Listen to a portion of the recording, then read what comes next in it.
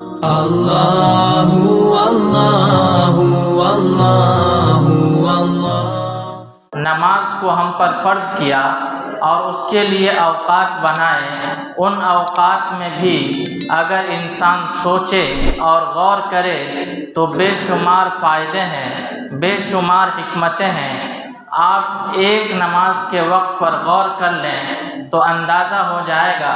کہ انسان کو اللہ تعالیٰ نے جو حکم دیا ہے اس حکم کے پیچھے کتنی حکمتیں ہیں اور کتنی مقصدیں ہیں۔ اللہ تعالیٰ نے ایک ایک جو حکم نازل کیا ہے اس ایک حکم کے پیچھے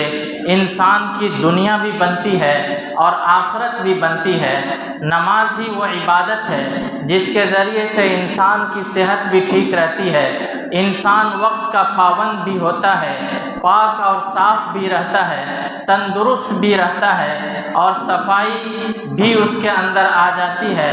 اور سب سے بڑا فائدہ یہ ہوتا ہے کہ جماعت کے اندر مساوات اور برابری رہتی ہے۔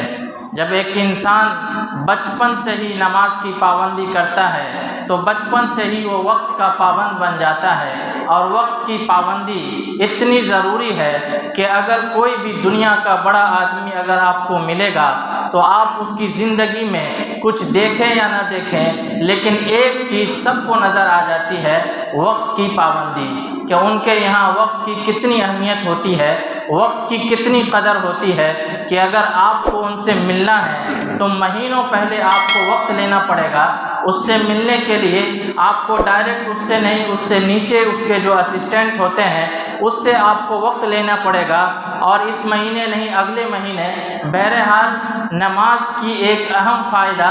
اور اس کی طرف سے ملنے والا انسان کو جو ایک پیغام ہے، اور اس میں یہ ساری باتیں جو ابھی کی گئی، سب سے پہلے تو وقت کا پابند ہوتا ہے، اور جو دوسری چیز اس کے اندر برابری آتی ہے۔ آپ دیکھتے ہوں گے دنیا کا مسلمان، چاہے وہ کسی خطے کا ہو، چاہے وہ کسی برادری سے تعلق رکھتا ہو، چاہے اس کے پاس کتنی دولت ہو، چاہے وہ کتنا ہی غریب ہو، لیکن جب اللہ کے سامنے وہ آتا ہے اور نماز کے لیے اللہ اکبر کہہ دیتا ہے تو پھر سارے کے سارے ایک ہی صف میں لگ جاتے ہیں۔ کیا ڈاکٹر اور کیا انجینئر، کیا عالم اور کیا مفتی، کیا حافظ اور کیا قاری، سارے کے سارے ایک صف میں لگ جاتے ہیں۔ آپ اس کی مثال آپ کو اگر یہاں نہ دیکھنے کو ملے تو آپ خانہ کعبہ کی تصویر کو اٹھا کر دیکھ لیجئے۔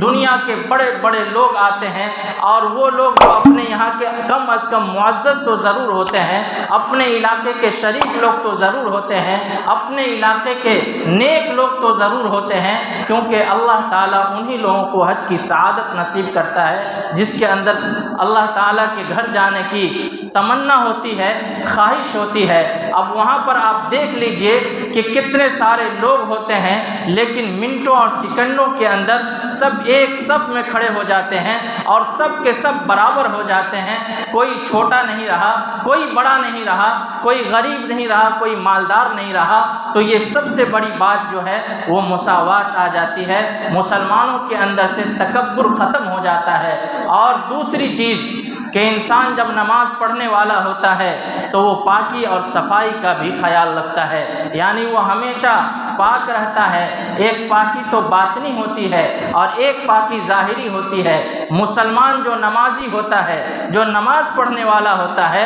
وہ ظاہری بھی پاک ہوتا ہے، اس کے کپڑے پر کوئی گندگی نہیں ہوتی، کوئی نجاست نہیں ہوتی، اور اندرونی وہ بھی پاک ہوتا ہے کہ آدمی اگر اس کو نہانے کی ضرورت ہے وہ نہا کر کے آیا ہوگا، اس کو وضو کی ضرورت ہے تو وضو کر کے آیا ہوگا۔ اور صرف یہ جو روحانی فائدہ ہے، روحانی ہی نہیں بلکہ دنیا کا بھی فائدہ ہے، اور اس پر تمام تقریباً آج کے سائنسداں بھی اس بات پر متفق ہے کہ جو لوگ نمازی ہیں، نماز کی پابندی کرتے ہیں، اس کو فالج نہیں ہو سکتا، وہ مجنون اور دیوانہ نہیں ہو سکتا، اس کی عقل ختم نہیں ہو سکتی، وہ پاگل اور مجنون نہیں ہو سکتا، کیونکہ نماز ایسا اور نماز ایک ایسی عبادت ہے کیونکہ جب نماز میں انسان سجدے میں جاتا ہے تو خون کی جو روانگی ہوتی ہے وہ دماغ کی طرف اور سر کی طرف چلا جاتا ہے، اور بھی کوئی ایسا طریقہ نہیں ہے یا کوئی عبادت نہیں ہے جس میں خون آدمی کے سر کی طرف چڑھے، لیکن نماز میں جب اپنے رب کے سامنے سجدہ کرتا ہے، سجدہ ریز ہو جاتا ہے، اپنے سر کو جھکا دیتا ہے، تو اللہ تعالیٰ کی ایک فریضہ جو ہم پر ہے وہ بھی ادا ہوتا ہے، اور انسان کا صحت بھی صحیح رہتا ہے، ورزش بھی صحیح ہو جاتی ہے۔ اگر ایک آدمی فجر میں اٹھتا ہے اور فجر کی نماز پڑھتا ہے، اس کی تنگی جو رزق کی ہوتی ہے اسے ختم کر دی جاتی ہے، اس کی زندگی میں، اس کے مال میں اور تجارت میں برکت دے دی جاتی ہے۔